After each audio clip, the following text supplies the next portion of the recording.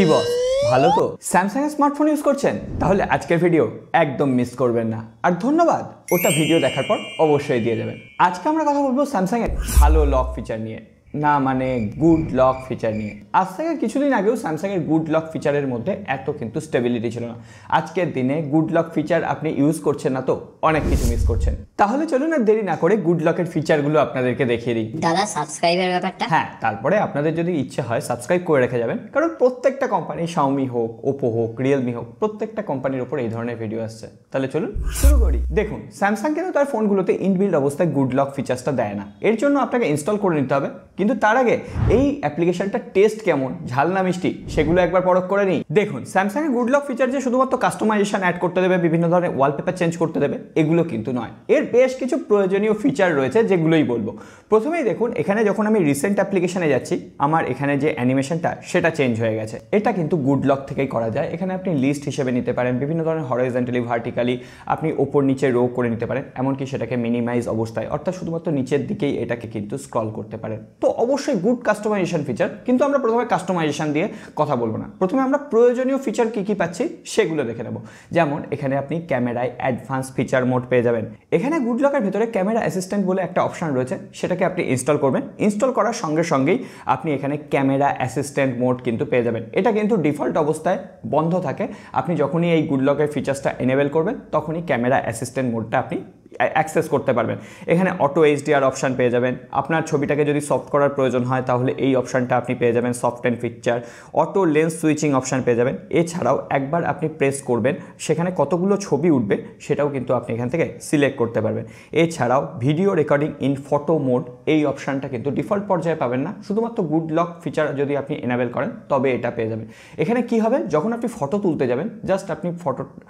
Shutter বাটনটাকে press and hold করুন তাহলে ওটা ভিডিও ক্যামেরায় শিফট হয়ে যাবে অবশ্যই ভালো ফিচার যারা ক্যামেরা বেশি ইউজ করেন অবশ্যই ক্যামেরা অ্যাসিস্ট্যান্ট মোডটা অন করে নিন গুড লক থেকে এখানে আমি বলে দিই স্যামসাং এর গুড লকে ভরে ভরে ফিচার দেওয়া হয়েছে এত ফিচার এখানে বলা সম্ভব নয় অবশ্যই আপনারা ইনস্টল করে এক এক করে দেখে নেবেন বাদবাকি কোন ফিচারটা আপনার ভালো লাগলো অবশ্যই আপনারা আমাদের ফেসবুক গ্রুপে লিখে জানাতে পারেন ভিডিও দিতে পারেন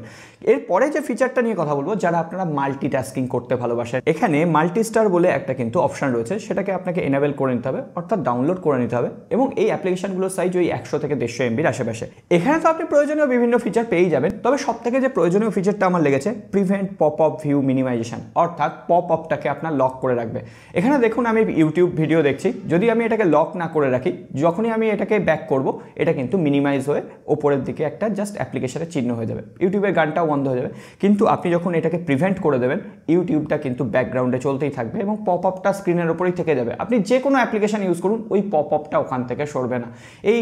ফিচারটা কিন্তু আমার খুবই গুরুত্বপূর্ণ লেগেছে অবশ্যই ট্রাই করুন এরপর একটু কাস্টমাইজেশন নিয়ে কথা বলি এখানে ওয়ান্ডারল্যান্ড বলে আরও একটা অপশান পেয়ে যাবেন যেটাকে আপনি ইনস্টল করে নেওয়ার সঙ্গে সঙ্গে এখানে বিভিন্ন ধরনের ওয়ালপেপার কিন্তু আপনার আনলক হয়ে যাবে শুধুমাত্র ওয়ালপেপার নয় ওয়ালপেপার ভিত্তিক এখানে থিমও আপনি চেঞ্জ করতে পারবেন এবং সেখানে লাইভ অ্যানিমেশন রয়েছে যেগুলো অসাধারণ দেখতে লাগছে এমনকি এখানে যে কোনো ওয়ালপেপারের আপনি বিভিন্ন ধরনের কাস্টমাইজেশন পেয়ে যাবেন এখানে একটা ছোট্ট বেড়াল রয়েছে এর আপনি গোপটা কেমন চান এ কেমনভাবে হাসবে চোখগুলোর কালার সমস্ত কিছু আপনি চেঞ্জ করতে পারবেন এমনকি ফন্টের কালারও কিন্তু এর সঙ্গে চেঞ্জ করতে পারবেন এই কাস্টমাইজেশনগুলো আপনার ফোনকে দারুণ লুক একটা প্রোভাইড করছে এছাড়াও আপনি লক স্ক্রিনকেও কিন্তু এইভাবে কাস্টমাইজ করতে পারবেন অবশ্যই আপনার বন্ধু জানতে চাইবে ভাই ট্রিক্সটা দিন আর তখন থ্যাংক ইউ আর লাইক বাটনটা প্রেস করে দেবেন এরপরে যেটা নিয়ে কথা বলবো হোম আপ হ্যাঁ এটা দিয়ে আপনি আপনার ফোনের সমস্ত লুকস চেঞ্জ করে ফেলতে পারবেন এখানে হোম আপে ক্লিক করার সঙ্গে সঙ্গেই দেখুন হোম স্ক্রিন অপশান রয়েছে হোম স্ক্রিনে আপনি এখানে দেখুন আমরা মোটামুটি ডিফল্ট পর্যায়ে 5x5 কিন্তু করতে পারি এখানে 7x7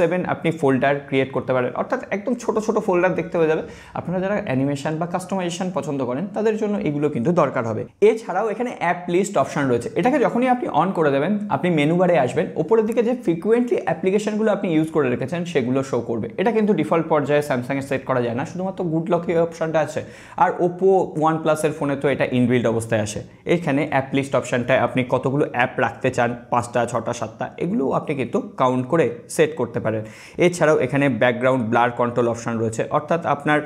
যে মেনু বারটা রয়েছে সেখানে কতটা ব্যাকগ্রাউন্ডে আপনি ব্লার চান বা ওটাকে একদম ট্রান্সপারেন্ট করতে চান কিনা বা একদম ব্ল্যাক করতে চান কিনা সেগুলো আপনি এখান থেকে কন্ট্রোল করতে পারবেন। শুধুমাত্র তাই নয়, এখানে ফোল্ডার অপশান রয়েছে, এখানে পপ আপ ফোল্ডারও আপনি সিলেক্ট করতে পারবেন। দেখুন আগের ডিফল্ট পর্যায়ে পপ আপ ফোল্ডারটা আমাদের এমনভাবে খুলতো, একটু বড় হয়ে খুলতো, কিন্তু যখনই আপনি পপ আপ ফোল্ডারটাকে এখানে খুলবেন তখন দেখুন জাস্ট একটুখানি ছোট হয়ে খুলছে।